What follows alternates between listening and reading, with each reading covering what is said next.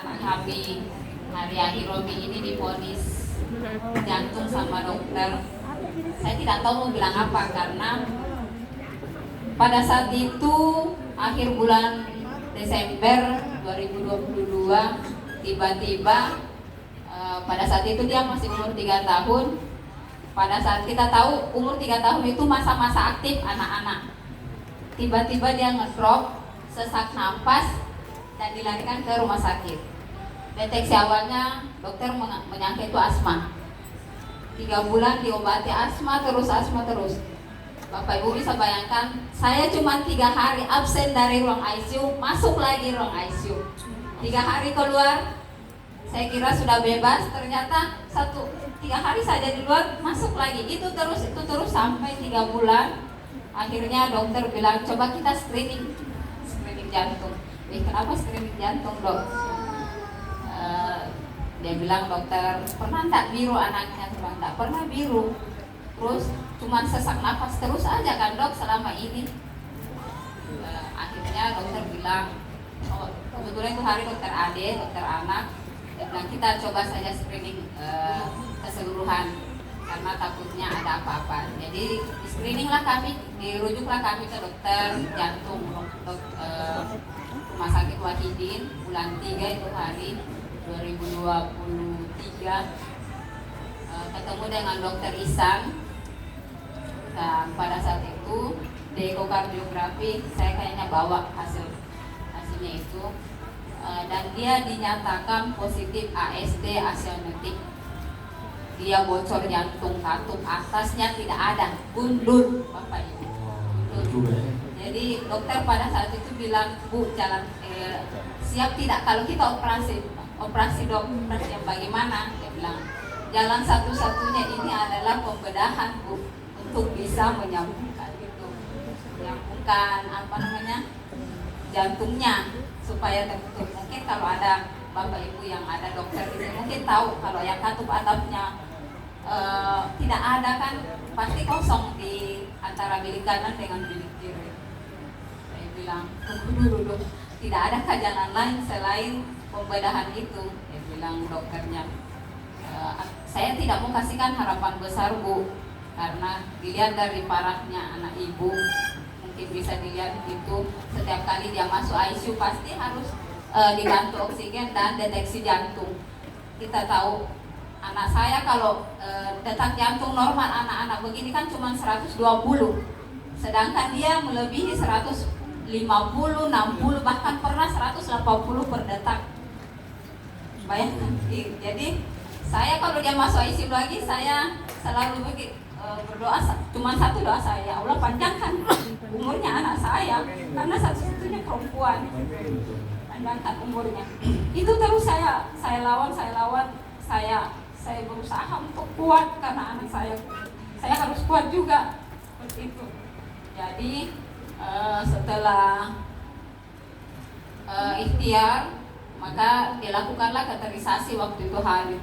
Saya belum ketemu AFC ya waktu itu.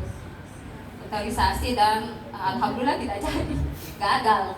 Kateterisasinya gagal karena memang betul-betul tidak ada untuk mengaitkan balon itu, apa sih namanya kalau istilah kedokteran itu yang kateterisasinya, tidak ada untuk mengaitkan itu. Jadi jantungnya itu loss seperti ini. Jadi jantungnya bagian atas kosong, memang betul-betul kosong seperti ini, tidak ada sekatnya seperti itu. Jadi akhirnya dikateterisasi dan gagal. 2 kali kateterisasi gagal lagi. 3 kali tim dokter dari Jakarta, harapan kita pun lakukan, padahal itu sudah tim ahlinya, datang dari Jakarta tetap tidak bisa. Akhirnya ketemu, alhamdulillah saya dipertemukan dengan Ibu Husniar. Kebetulan Ibu Husniar adalah kebetulan Ibu Husniar adalah senior saya di Guru Bahasa Indonesia. Nah, di situ jalannya dia perkenalkanlah dengan produk AFC ini. Mana amenya tadi, Ami? Sobarasi itu hari. Awalnya saya minum belum ada perubahannya, 1 bulan saya belum ngeh perubahannya, belum ngeh. Tapi setelah saya 2 bulan, saya berpikir, loh kok anak saya nggak pernah lagi ya masuk rumah